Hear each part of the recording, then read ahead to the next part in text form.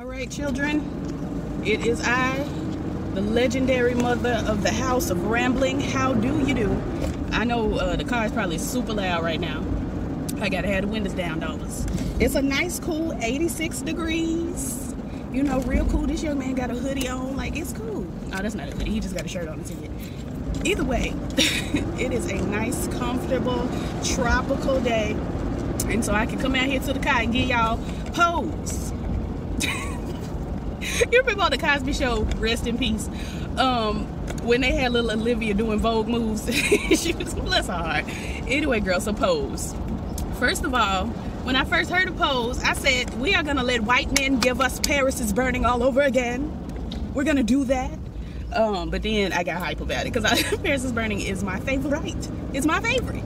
I quote it every day. Anyway, girl, what is this dead object in the street? Is this a bunny? It's a bunny. Rest in peace, bunny. Anyway, girl, slow down, sis, because you're not gonna hit me. The show, it begins with, why is there so much traffic from that direction? It's not that direction sign. I can't remember the house's name. I did not catch the mother's name, but the mother of the original house, whatever. She was draining. She was really draining. I mean, I understand being mad because, you know, LaBeija done won the trophy and y'all felt robbed. Okay, yeah. But she was just overbearing in a way that I couldn't get behind. I could not do it.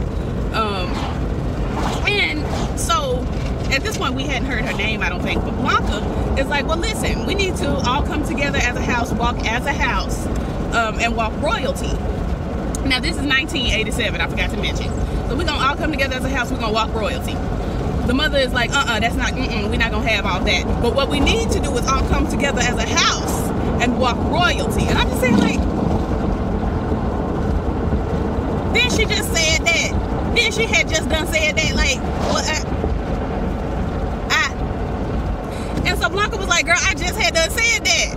And she was like, you know, this like the third time this week you done took my idea and claimed it as your own. And then these old I was really finna get into some things that I say when I'm mad at my girls.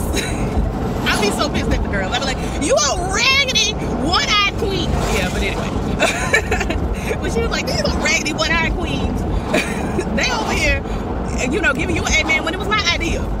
And so, here go the mother. You think because you had an idea that it influences my decisions. I'm the mother. Yada da da da.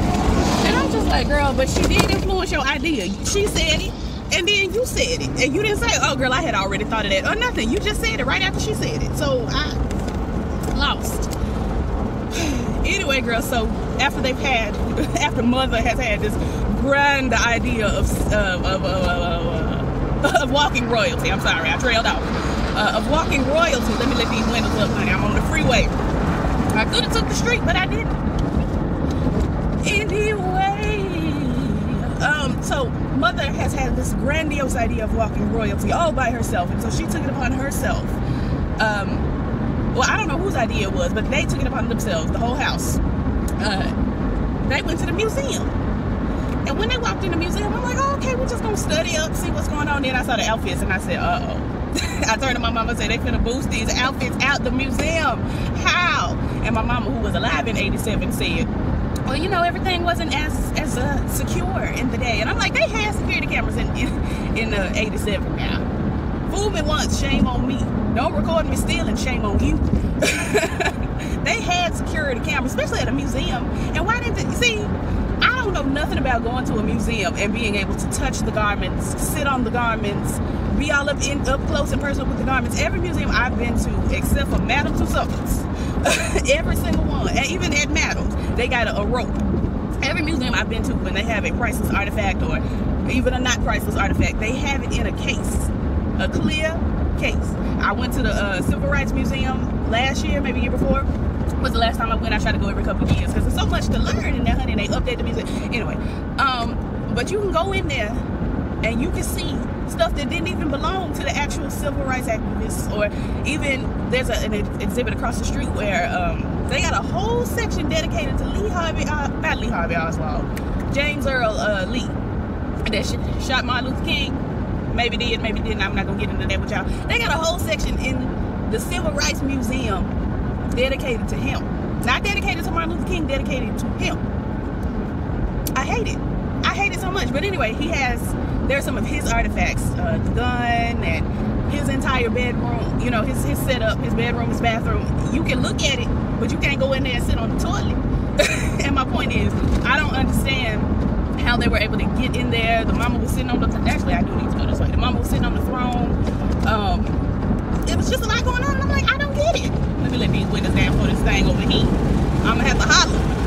I just didn't understand. So anyway, girl, they get in there and they stuff all the clothes in bags, in trash bags. And that didn't make sense to me because, girl, where were the bustiers? They were holding the bags over their shoulder. It was just a light. It was, anyway, girl. Because the outfits had, you know, the corsets, the hip pieces, I can't think of what you call those, but the high collar and all of that, and crowns, things. Anyway, girl, so they grab all them after they turn off the lights. They turn off the lights, you know, in the museum, because they walked in 10 minutes before they were to close. And so they heard, you know, we'll be closing in 5 minutes. Everybody scattered and hid like roaches. And so some of them crawled in under the exhibit, some of them hid behind some of the exhibits, some of them was in the closet, just like roaches. And for some reason, right after they said they was closed, thank you, 18-wheeler. This 18-wheeler has tried. They want to go faster, but the cars in front of me are going slow. And I just don't know why, personally. I don't know why, but I'm going to get right behind this 18-wheeler because she's barreling through, and I'm going to barrel through too. And that's just that on that. Girl, why is this wind hitting me from two different... The wind is coming from both directions, hitting me like a sauna jet. Like, girl, pick a lane and blow. I'm not living for it. I got my truck rocking back and forth. You can see my hair just down and drove off the side of the road, carrying on. Anyway, girl. So, they busted out the museum, basically. They were locked in, because you lock the museum when it's closed. They were like, how we gonna get out? Why y'all didn't think about that before y'all broke in and closed the time? How we gonna get out? So they took a bench and threw the bench through the window and ran. And the police was just around the corner. And what I thought was really weird, what didn't make sense timeline-wise, let me let these windows up inside Holland. What didn't make sense in the timeline was that they were running. You know, you see the security guard look out the window, they running. You see the 2 police officers in the car giving, you know, we see them, we've got eyes on them, we're pretty sure where they're going. You see them run into the building. And then each and every one of the girls had time to get dressed and walk. They all had time to get dressed. Bustier, corset, carrying on, crowns, scepters. Fully dressed. Now they already had their beat. They were already made up face-wise. But the girls got fully dressed and walked and got scored and won. And then here come the police busting in. You had eyes on them before they went in the building. Why you ain't catch them before they went in the building? I'm confused. Lord, it started to overheat. My my thing going slow. That's how hard she tries. She tries her best. Scoot so I can turn. Thanks, sweetness. Come on, Kia Sorrento. Ain't nobody got all day. Anyway, that is not a Range Rover. That is not. Somebody lied to her. Anyway, girl, so it didn't make sense. But the police came in and they went out gracefully. It was legendary, actually. Because the mother saw them walk in and, you know, she didn't even break character. She didn't break face. She just put her arms out. And they arrested her. They arrested the girls and they're still mugging. And everybody is hollering. And if I were there, I would have been screaming. I'd be like, ah! Ah! You know, all of that. Sorry, I'm scratching my kitchen as I, you know, give the girls. But yeah, it was just the whole to-do with that. Like, how you have time to get fully clothed and walk. And walk. In reality, they wouldn't have been finished getting dressed before the police officers grabbed them, but whatever. Anyway, girls, so they got this artificial Junior LaBeija up there, you know, narrating the ball, giving, you know, all the call and response gentlemen do. You have space to do all you intend to. O-P-U-L-E-N-C-E, opulence. You own everything. Everything is yours. You know, the whole the chant, the call and response, and the carrying on. I really thought when the mama was gonna walk in, he was gonna say, you know, you have to make room for Pepper LaBeija. Give her some walking music. He did say give the music, but the mama was so clearly based on Pepper LaBeija, but not rolling with the soft glove like Pepper did. The legendary mother of the House of LaBeija. And I found a Crystal, sistress. Are you gonna run over them or me? I'm bigger than you and they're human beings, so it's rude either way. But yes, Crystal was the founder. Girl, I just be trying to go to the Walmart. Just slide into the Walmart. Make a decision. No problem. Make a decision. Get your baby out the road and let's just keep it pushing. Supposed to be doing the most out here at the mart. They do the most. Anyway, girl. So, getting this all out the way, honey. They aren't going to get charged because the museum does not want the world to know that a bunch of queens and a bunch of sissies and a bunch of punks, honey, done stole their things.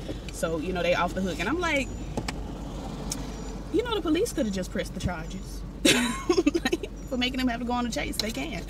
Anyway. So we switch over to, and at this point we don't know his name, but it's Damon. And Damon is at ballet class, and I'm like, okay, fame. I'm gonna live forever. Sing. I'm gonna learn how to fly high. I see it coming together. Lotion, yes, God. People will see me and cry, fame. I'm gonna make it happen. Light up the sky like a flame, fame. Anyway, baby, remember my name, you know. And he's at ballet, honey, and he's, you know, doing his pliés and his carryings on. Then he starts feeling it, honey. He starts bucking and shouting. I said, yes, Ibo Shata, Ibo. Anyway, girl, so he's at ballet, and honey, he on his way home, child. Gets home, goes into his shoebox under the bed, and gets his record. And I think it was Madonna or something playing. And he done started bucking again. Here we go, we dancing. Hey, Vogue, well, Vogue hadn't come out. I don't know what Madonna was singing in '87, but she was singing that, child. And he dancing, and here come his daddy with a beer bottle in his hand. I said, you was drinking and driving, sir? That's far more illegal than this boy dancing. Far more. But he come in and he's giving, you know, I thought we talked about this. Girl. She is like 50 feet away from me, hollering on the phone. Where was I? Oh, he came in, he was like, I thought we talked about this. You ain't gonna be no dancer, your mama said that you were creative and you needed to let your creative juices flow, and so I let her raise you because she said I was too hard on you, and now look at you, you're a pansy. And he's just like, girl, I'm a dancer and I'm gay. And then his daddy beat on him, and I'm just like, he literally had just said, you a man, you 17, and then he took off his belt and whooped him. And I'm just like, now I got my last whooping at 17, so I mean, you know, no shade there, but my grandmama didn't say, you a woman now and I'm finna whoop you. She didn't. She said, when I get over to the house, have the belt ready, and I did, because I ain't want no problems. Anyway, girl, so he, you know, his daddy beat him. He found some smut under his bed, and I'm like, why are you going under your gay son's bed anyway? Well, if you're homophobic, would it not serve you better to just ignore it? I was asking my mama, like, because I kept saying, I don't understand the mindset of putting your child out. I don't get it at all. Like, okay, if your child killed your other child or something, then put him out. Like, but just for dancing, he didn't have a man all up in your house. I don't understand. He was dancing. Is that sweat? Dang, I just left the house. Anyway, disregard, honey. So his daddy, you know, pushes him out the house. He ain't got, you know, he ain't had time to grab shoes or nothing, Jesus. He ran for his life, sweet Brown. And so his mama comes out the house with a bag and a jacket or a blanket or something. And I'm like, okay, good. You know, praise the Lord for the mama. She hands him the bag and the jacket and smacks him across the face. And I'm like, mama, Wanda, in my holiday heart voice, like, what? Hurt, deeply saddened. And she talking about how dare you bring this filth into my home, and it's a sin, and all the carrying on. And I'm like, well, you walk around with this boosie face looking like a lesbian as well, so I'm just trying to understand where he may have got it from. It looked like it was handed down, passed down from generation to generation. But whatever, girl. No shade to the bald-headed girls. I'm just reading her because I ain't like it. So anyway, girl, he on the streets now. We switch over to Blanca. Blanca was diagnosed with HIV, and she took it real in stride, girl, because I'd be like, HIV? Oh, Jesus. oh no. And then I would have, you know, fell out and died. Not died literally, but just I'd have been on the doctor's floor screaming, crying, and writhing. But Blanca just went over to Junior LaBeija Jr.'s house, who I think his name on the show is Pray Tell. And I'm sorry, y'all, they taking the baskets in the building. I think his name is Pray Tell. Went over to Pray Tell's house and told him what's going on, and she said it gave her some clarity. She feels good. She's like, okay, well, now I know how I'm gonna die. Cute. Like, oh, well, I mean, yeah, I guess. I feel like I'm gonna die in a horrible murder. Somebody's gonna kill me, but I'm not sure for sure. So I guess it kind of would be relieving to know how you're gonna die. But she still don't know how she gonna die. She could get run over by a bus tomorrow. Like, you just don't know for sure. Anyway. So she goes and she gets herself an apartment. And I'm like, okay, hey, moving on down. And when she gets back to her house, her original house, the mother is just extra mean, extra shady, extra bitter. And is giving, why don't you tell your mother and your sister what they already know? And she's giving, Blanca is leaving us and she's starting her own house. You think I don't have spies all over the city? You think I don't know that you were renting an apartment and do-do-do-do-do and you are going to form your own house and do? And Blanca's like, yeah, girl, I'm gonna do that. And anybody want to join me? Come on. And so Angel actually, I don't think Angel joined. Angel just left. Like, Blanca was like, anybody want to come with me? Come on. And Angel like stepped out. But she didn't join. I was lost. I might have to rewatch and figure out what happened right there. But anyway. And then for a moment, because she said she got kicked out at 17, like she went through this whole to-do. For a moment, I was like, are we having, like, is Damon Blanca? Like, are we having flashbacks? Because the kicked out at 17, I mean, 17 is a common age to be kicked out. 16, 17, 18, that kind of area. But they both light-skinned. And I was like, trying to squint and look up under the, you know, the beat face and the hair and be like, wait a minute now. Are we trying to say that Damien and Blanca are the same girl? Oh, we can't celebrate R. Kelly. Or Usher. Both of them out here giving, I bet you Usher got that green from R. Kelly. That green, whatever's coming out of his penis, I bet he got it directly from R. Kelly. From sharing the same girl, same girl. I can't sing it because I don't want to celebrate these nasty niggas, but that was a bop. Anyway. But anyway, girl, come to find out, honey, Blanca and Damien are two separate people. Because we see Damien is down there. I don't know where he got a...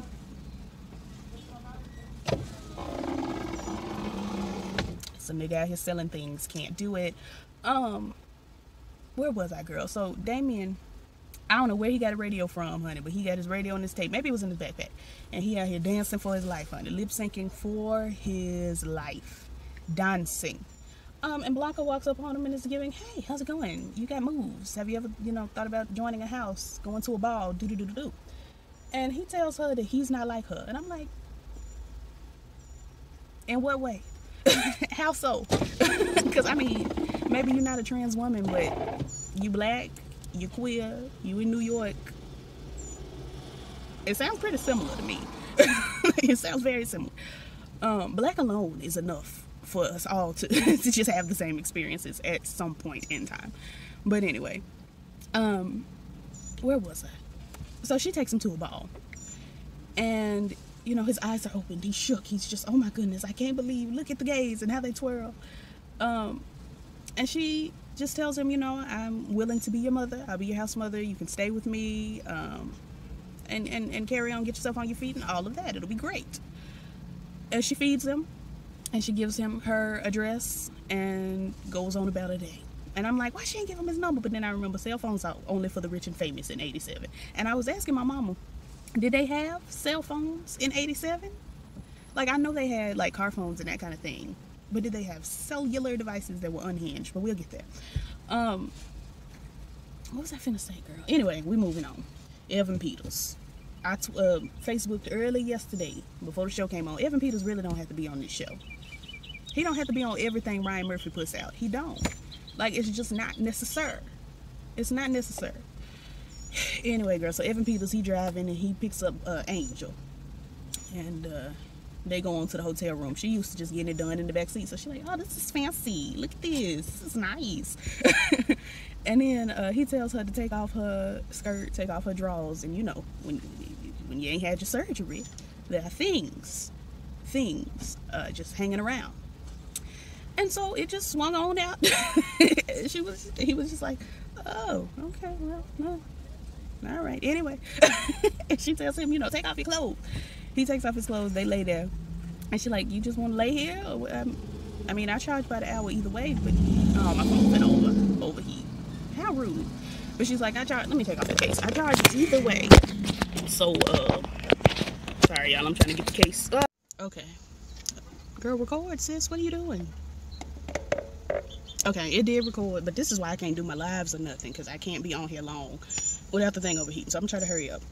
They just lay there, honey, and that's enough for Angel to just, her nose be wide open, child. I don't know. I really am worried that Angel is Venus Extravaganza and Evan Peters is the surely white man that murdered her.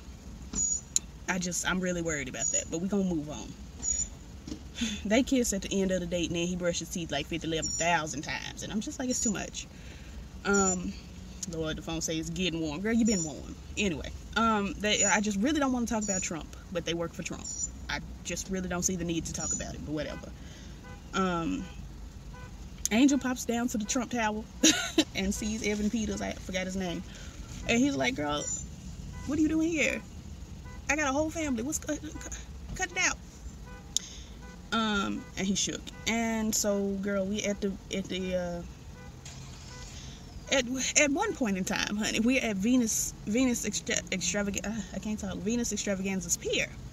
In Paris is Burning, if you've seen it. The very last pier, like the last moments that we saw of her were at that pier where she was, you want to talk about reading? Let's talk about all of that. What's the matter with you, Pedro? Are you going through it?